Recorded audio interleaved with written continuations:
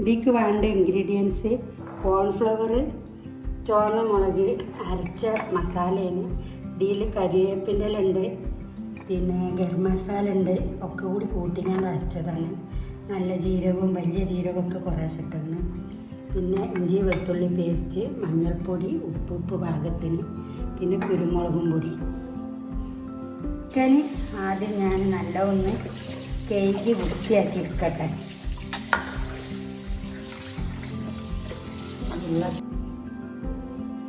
ഇത് മസാല ഇതിന് നല്ല ഉപ്പും പുളിയൊക്കെ പിടിക്കാനാണ് കേട്ടോ. ഇങ്ങനെ ഓരോരോ കുത്ത് അവിടെ ഇങ്ങനെ കുത്തി കൊടുക്കുക. അപ്പം നല്ല ഉപ്പും പുളിയൊക്കെ ഇതിന് പിടിക്കും. ഇതെല്ലാം കൂടെ ഒരു പാത്രത്തിൽ ഇട്ടിട്ട് നല്ല കുഴച്ച് മിക്സാക്കുക. ഇഞ്ചി വെളുത്തുള്ളിയും പേസ്റ്റ്, പാകത്തിന് മഞ്ഞൾപ്പൊടി,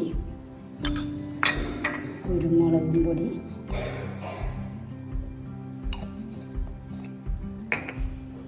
ഉപ്പ് പാകത്തിന്, കോൺഫ്ലവർ എല്ലാം കൂടി ഒന്ന് കുഴക്കുക. കുഴച്ചെല്ലാം കൂടി ഒന്ന് മിക്സാക്കുക.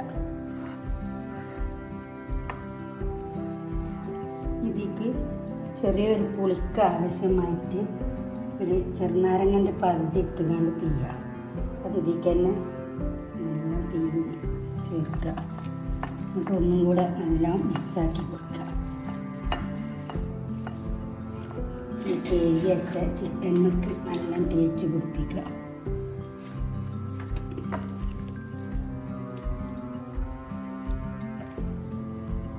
അപ്പോൾ ചിക്കനിൽ മസാലയൊക്കെ നല്ല പിടിപ്പിച്ചിട്ടുണ്ട്.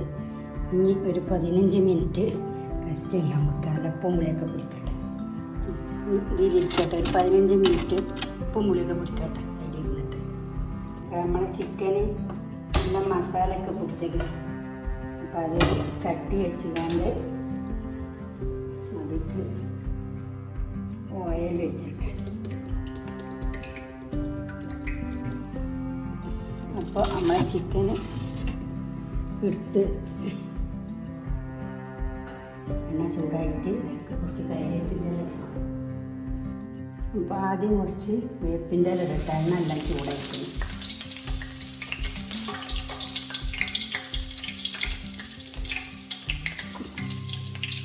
അതിലേക്ക് ചിക്കൻ ഇങ്ങനെ ഉണ്ട് ഇട്ട് കൊടുക്കാം. അപ്പം നമ്മളെ ചിക്കൻ മണവാട്ട് റെഡിയായി. അപ്പം ഇനി അടുത്തൊരു വീഡിയോ ആയിട്ട് നാളെ വരാം. അതുവരെ എല്ലാവർക്കും അസ്സലാമു അലൈക്കും. ഇതെല്ലാവരും ലൈക്ക് ചെയ്യുക, സബ്സ്ക്രൈബ് ചെയ്യുക, ഷെയർ ചെയ്യുക, ബെല്ലൈക്കനൊക്കെ അമർത്തുക.